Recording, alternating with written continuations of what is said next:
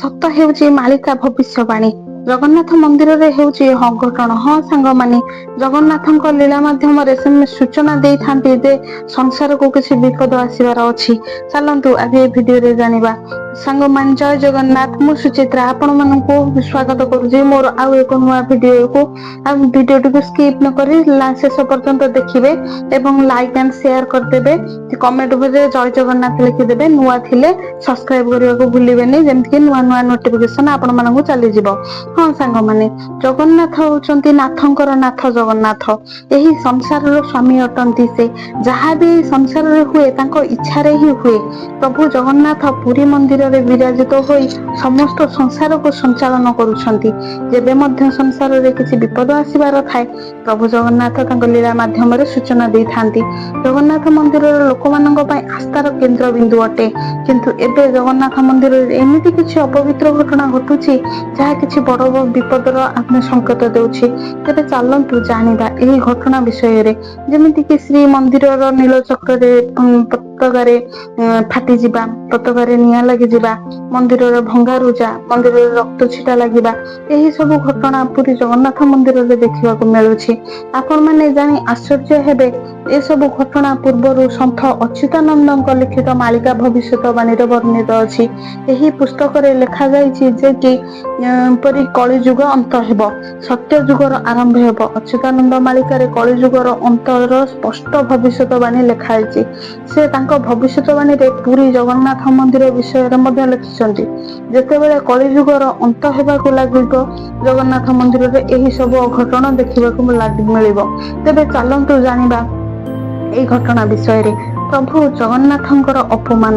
ହଁ ସାଙ୍ଗମାନେ, ଜଗନ୍ନାଥ ମନ୍ଦିରରେ 12 ବର୍ଷରେ 14 ବର୍ଷରେ ଯେବେ ବି ଯୋଡା ଆଷାଢ ପଡେ, ସେତେବେଳେ ନବକଳେବର ହୁଏ। ପ୍ରଭୁ ଜଗନ୍ନାଥଙ୍କ ସମେତ ପ୍ରଭୁ ବଳଭଦ୍ର ଏବଂ ଦେବୀ ସୁଭଦ୍ରାଙ୍କର ପୁରୁଣା ମୂର୍ତ୍ତି ବଦଳା ଯାଇ ନୂଆ ମୂର୍ତ୍ତି ସ୍ଥାପିତ କରାଯାଏ। ଏହି ନବକଳେବର 2015ରେ ଯେବେ ହେଲା, ସେତେବେଳେ ମନ୍ଦିରରେ ପୂଜାରୀ ମାନଙ୍କ ମଧ୍ୟରେ ବିବାଦ ହୋଇଥିଲା, ଯାହା ଦ୍ୱାରା ବ୍ରହ୍ମ ପରିବର୍ତ୍ତନରେ ବିଳମ୍ବ ହୋଇଥିଲା। ଅଧରାତି ବଦଳରେ ଭୋରରେ ଏହି କାର୍ଯ୍ୟ ସମ୍ପନ୍ନ ହୋଇଥିଲା। ଏହି ଘଟଣାକୁ ଓଡିଶା ଏବଂ ଓଡିଶାର ବାହାରରେ ଜଗନ୍ନାଥ ପ୍ରେମୀ ମାନେ ଜଗନ୍ନାଥଙ୍କର ଅପମାନ ବୋଲି ମାନିଥିଲେ। ଜଗନ୍ନାଥ ମନ୍ଦିରରୁ ପଥର ଖସିବା। ମନ୍ଦିରରେ ପୂର୍ବରୁ 180 ବର୍ଷ ଭିତରେ ପାଖାପାଖି 15 ଥର ପଥର ଖସି ସାରିଲାଣି। ବହୁତ ଥର ତ ଏମିତି ପଥର ପଡେ ଯାହାର ଓଜନ ପାଖାପାଖି 1 ଟନ ଓଜନର ହୋଇଥାଏ।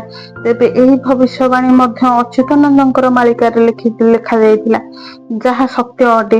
ଜଗନ୍ନାଥ ମନ୍ଦିରରେ କଳ୍ପବଟଙ୍କର ଡାଳ ଭାଙ୍ଗିବା।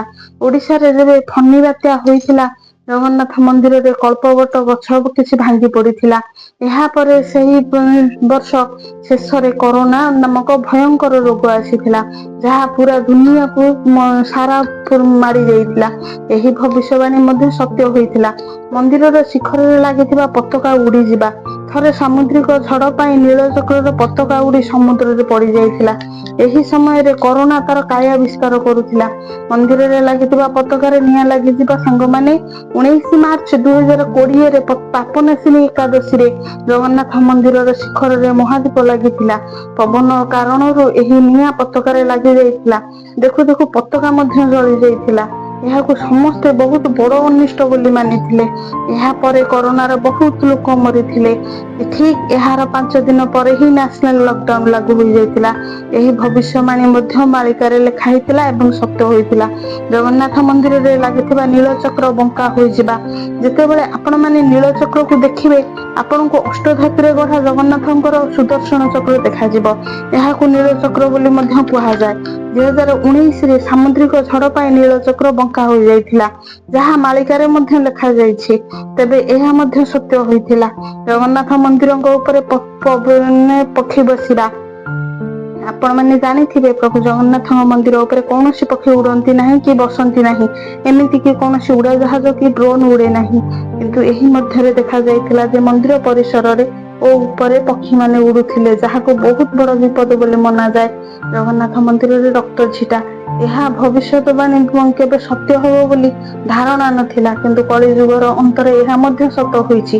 ଜଗନ୍ନାଥ ମନ୍ଦିରରେ ରକ୍ତ ଛିଟା ଦେଖିବାକୁ ମିଳୁଛି। ଜଣେ କିନ୍ନର ସିଂହଦ୍ୱାର ଉପରକୁ ଡେଇଁ ଆତ୍ମହତ୍ୟା କରିଥିଲେ। ଏଥିପାଇଁ ଜଗନ୍ନାଥ ମନ୍ଦିରରେ ପ୍ରଭୁଙ୍କର ଏକାଗ୍ରତା ନଷ୍ଟ ହେଉଛି। ଜଗନ୍ନାଥ ମନ୍ଦିରରେ ଥିବା ରୋଷଶାଳାରେ 40ରୁ ଅଧିକ ମାଟି ଚୁଲା ଜଣେ ଦୁଷ୍ଟ ଲୋକ ଭାଙ୍ଗି ଦେଇଥିଲେ, ଯେଉଁଠି ମହାପ୍ରଭୁଙ୍କର ମହାପ୍ରସାଦ ବନାଯାଏ। ସାଙ୍ଗମାନେ, ଆହୁରି ମଧ୍ୟ ବହୁତ ଥର ମନ୍ଦିରରେ ରକ୍ତ ଛିଟା ଦେଖିବାକୁ ମିଳୁଛି ଏବଂ ମନ୍ଦିରକୁ ଶୌଚ ନୀତି କରାଯାଇଛି। ଯେବେ ବି ଏମିତି ସବୁ ଘଟଣା ଦେଖାଯାଇଛି, ଭାରତରେ କିମ୍ବା ଅନ୍ୟ ଦେଶରେ ମଧ୍ୟ ବିପଦ ନିଶ୍ଚିନ୍ତ ଆସେ।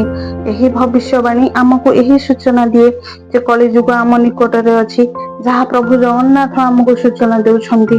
ତେବେ ସାଙ୍ଗମାନେ, ଆପଣମାନଙ୍କର ଏହି ବିଷୟରେ କଣ ମତାମତ ଅଛି ତଳେ ମତେ କମେଣ୍ଟରେ ଜଣାଇବେ। ଯଦି ଭିଡିଓଟି ଭଲ ଲାଗିଥାଏ ତେବେ ଭିଡିଓକୁ ଗୋଟେ ଲାଇକ୍ ଓ ସେୟାର କରିଦିଅନ୍ତୁ। ଯଦି ମୋ ଚ୍ୟାନେଲରେ ନୂଆ ଅଛନ୍ତି ସବସ୍କ୍ରାଇବ କରିବାକୁ ଭୁଲିବେନି।